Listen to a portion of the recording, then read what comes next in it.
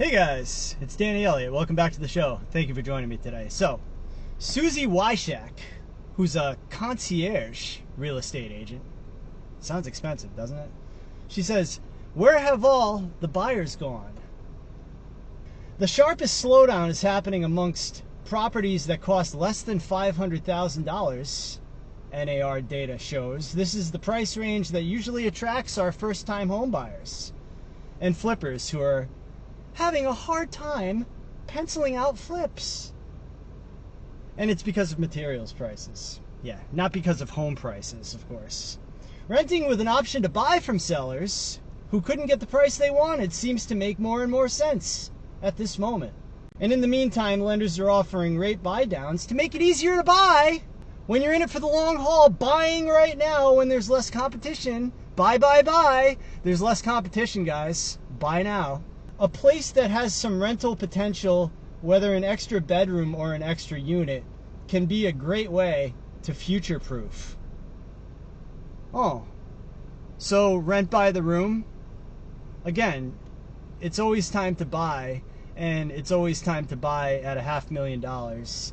And forget about the insurance costs, forget about the increase in property taxes, forget about private mortgage insurance, and forget about the fact that rate buy down is going to adjust in a few years, right? Now, I do agree with one thing she said, because she said renting with an option to buy could be an option. I don't think I would lease a house and move somebody into my third bedroom, though. I don't know about you guys. You let me know in the comments section if you think that's a good idea, but I'm just not a big fan of that rent by the room stuff, guys. You know, this pad split stuff, and a lot of the investors out there who are telling you to get, you know, these bougie houses, and then you're going to rent to 5 different people and have a property manager come in and take 25% of your revenue. And then you have people moving in and out of your house all the time, wear and tear on that house. It's like having a hotel. You're going to have to renovate it every 7 years. Renting with an option to buy is pretty good. If you could lease that house with an option to buy at some point in the future, and it's a good deal, and it's similar to what you would pay, principal, interest, taxes, insurance, and PMI, if you bought a house in today's market with 7% interest rates. If you could lease for less than that amount, and then you have an option to buy at some point in the future, and prices end up rebounding and going back up again, but you got that option in your hand to buy that house at today's price in a declining market, you could come out ahead in that deal. You could win. Now, if you want to sell your house on a lease option, that could be a good deal for you too. If you're a seller out there who just delisted your house last month, and the buyers are not willing to pay the list prices. If you're one of those sellers out there who's keeping it, as they always say, what are you going to do if you don't sell it? I'll keep it. They don't really want to keep it, though, because they listed it for sale. You could sell that house on a lease option, and your monthly lease is more than the mortgage payment, so you're going to achieve cash flow on that deal. You take a non-refundable down payment for the option deposit, right? So they have an option and they have a lease. So if they want to exercise their option at the end of their lease agreement, they can exercise their option and buy the house, and then you'll get out and everything works for you. Or if they don't want to buy the house, then they simply move out and they don't have to deal with any selling costs. So it works for your tenant and it works for you too, because you get to exit at the price you want and they get to check out the neighborhood. And Americans got to keep moving. They never stay in the house that long. You do a 36-month lease, take the option payment, they have the option to buy or they have the option to move out.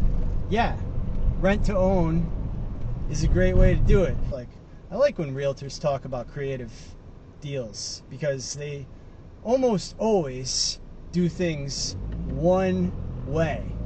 And that's the way that they can get the highest possible sales commission, and you could pay the highest price for the house, you know, because these agents need to sell you a house, guys. I mean, we got 1.5 million real estate agents, and we're probably not going to break 4 million sales this year. So, you know, you try to figure out how lucrative it is to be a real estate agent in 2025. Just do that math. Have AI figure out how much that is per agent. It ain't enough to survive. So that's why they just want to bump these prices up. That's why they want to tell you flippers can't get these deals done, but you as a first-time home buyer should get these deals done. You know, we're the concierge. We're going to tell you how you can buy now. And, you know, just do that mortgage rate buy down, guys. You know, don't worry about the adjustable rates. Those weren't a problem in 2008. No. Everything's going to be fine.